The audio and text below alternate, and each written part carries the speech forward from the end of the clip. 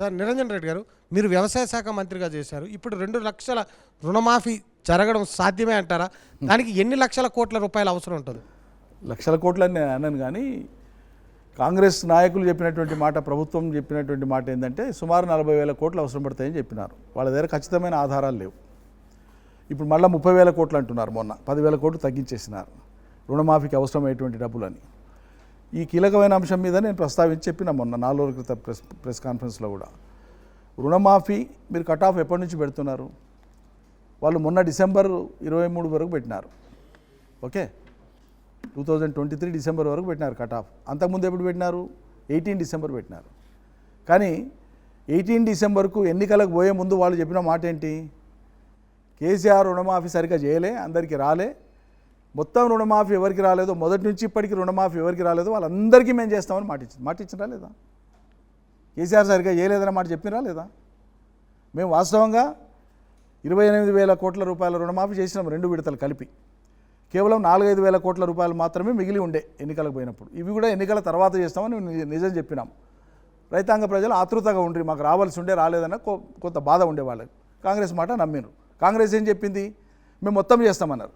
మరి మొత్తం చేస్తామన్నప్పుడు కేసీఆర్ హయాంలో అమలు కానటువంటి ఇంకా మిగిలిపోయినటువంటి రుణమాఫీకి సర్కార్ బాధ్యత వహిస్తుందా వహించదా?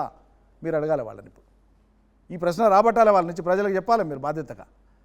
అదేవిధంగా ఇప్పుడు ఇచ్చేటువంటి వాళ్ళలో కూడా రుణమాఫీ ఈ రాష్ట్రంలో ఉండేటువంటి వ్యవసాయ భూమిలో 92.5% భూమి, అంటే 1,52,00,000 ఎకరాలకు గాను సుమారు 1,36,37,00,000 ఎకరాల భూమి 5 ఎకరాల లోపు ఉండేటువంటి రైతాంగం చేతుల్లోనే ఉంది.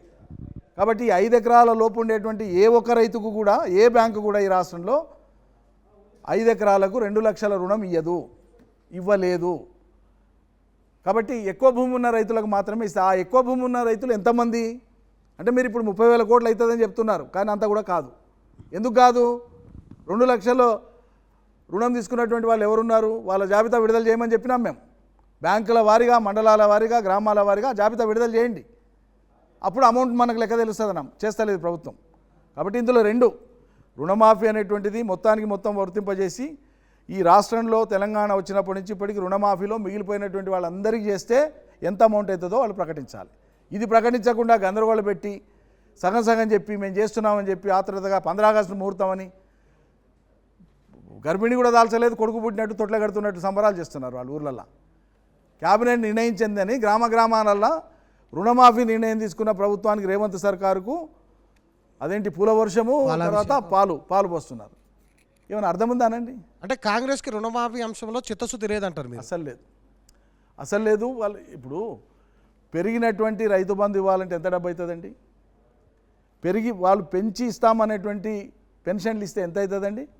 పెన్షన్ మొదలుపెట్టినప్పటి నుంచి ఇస్తారా? మీరు మాట ఇచ్చినప్పటి నుంచి ఇస్తారా? ప్రభుత్వం ఏర్పడినప్పటి నుంచి ఇస్తే ఎంత అవుతుంది?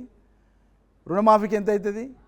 మీరు హామీ ఇచ్చినటువంటి మొత్తం డబ్బులు ఇస్తే 1,20,000 కోట్లు అవుతుంది. లెక్కేసి చెప్పింది డాక్టర్ జయప్రకాష్ నారాయణ గారు. ఆర్థిక గణాంకాలను లెక్కేసి టీవీలలో చెప్పినారు. ఎలక్షన్స్ అప్పుడే చెప్పినారు ఆయన, ఎన్నికల తర్వాత కూడా చెప్పినారు ఆయన. ఇంకో గొప్ప మాట కూడా చెప్పినారు.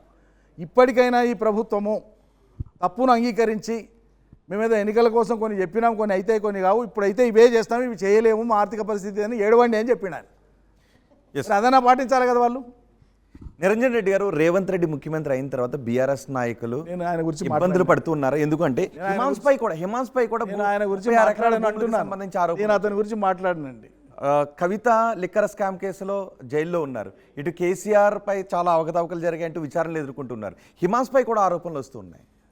సిల్లీ అండి, అదంతా సిల్లీ, చాలా చీప్ వ్యవహారాలు అవన్నీ కూడా. అదే టార్గెట్ చేశారా? చాలా సిల్లీ అండి. రోహిత్ గారు, ఒక రాజకీయ పార్టీ గెలిచినప్పుడు రాష్ట్రంలో ఎటువంటి హుందాతనం ఉండాలి? నిన్నటి దాకా ఒకవేళ రాజకీయ ఘర్షణలతో, ఏదైనా ఘర్షణాత్మక వైఖరితో కొంత పరుషంగా ఎవరైనా మాట్లాడి ఉంటే కూడా, గెలిచిన వాళ్ళు ఉదాత్తత చూపించి, ఆ పార్టీ కానీ, ఆ నాయకత్వం కానీ, వివిధ స్థానాల్లో గెలిచిన వాళ్ళు కానీ ఉదాత్తత ప్రదర్శించి కలుపుకొని పోయేటువంటి విధంగా పోతే వాళ్ళు చరిత్రలో నిలబడిపోతారండి. గెలిచిన తెల్లారంగానే ఓడిపోయినటువంటి వాళ్ళ ఇళ్ల మీద రాళ్ళు వేయడము, కోడిగుడ్లు వేయడము, వెకిలి చేయడము, హెకిల్ చేసి మాట్లాడడము, ఆ పార్టీల కార్యకర్తలకు సంబంధించిన బిల్లులు ఆపేయడము, వాళ్ళని అవమానించినట్లు ఇదానండి రాజకీయం. బిల్లు ఆగిపోయినాయి. నాదేముంటుందండి, నాకు వ్యవసాయం తప్ప బిల్లు లేవు. కానీ థర్డ్ క్లాస్ అప్రోచ్ అంటున్నది, మోస్ట్ థర్డ్ క్లాస్ అప్రోచ్ ఇది. ఫైనల్గా తెలంగాణ సమాజానికి మీరు ఏం చెప్పాలనుకుంటున్నారు? అన్సెన్సర్డ్ వేదిక నుంచి. ఇప్పుడు ప్రజల్ని ఇదే అడిగినా నేను మా నియోజకవర్గంలో తిరుగుతూ ఇతర నియోజకవర్గాలు పోయినప్పుడు ఉమ్మడి జిల్లాలో పోయినప్పుడు సార్ మా పెన్షన్ రాలేని ఎవరు, సార్ మా రైతు బంధు రాలేని ఎవరు, మరి మీరే కదమ్మా ప్రభుత్వాన్ని మారాలని కోరుకున్నారు కదా, మరి ఏం చేద్దాం చెప్పండి అంటే ఏం చేద్దాం సారు, ఒక మోటామే చెప్పిన సామెత మీకు చెప్తున్నా, ప్రజలకు ఇదే వర్తింపజేయాలని. ఏరి కోరి మొగుడిని తెచ్చుకుంటే వాడు కొట్టినా తిట్టినా భరించాలి కదా, అట్లుంది మా పని అని చెప్తున్నారు.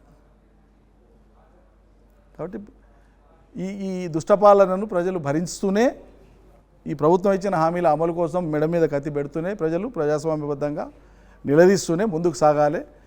మళ్ళీ ఎప్పుడు ఎన్నికలు వస్తే అప్పుడు తమకు నచ్చిన ప్రభుత్వాన్ని ఏర్పాటు చేసుకోవాలి. Right, thank you very much Niranjan Reddy గారు. ఆర్టీవీకి వచ్చి అన్సెన్సర్లో పార్టిసిపేట్ చేసి ప్రస్తుత తెలంగాణ రాజకీయ పరిస్థితులు, పరిణామాలపై మీ అభిప్రాయాన్ని తెలియజేసినందుకు. ఇవి తెలంగాణ మాజీ వ్యవసాయ శాఖ మంత్రి సింగిరెడ్డి నిరంజన్ రెడ్డితో ఆర్టీవీ అన్సెన్సర్డ్ విశేషాలు. తాజా సమాచారం కోసం చూస్తూనే ఉండండి ఆర్టీవీ. అసలైన తొలి వెలుగు. ఫాలో వాట్సాప్ @తొలి వెలుగు official.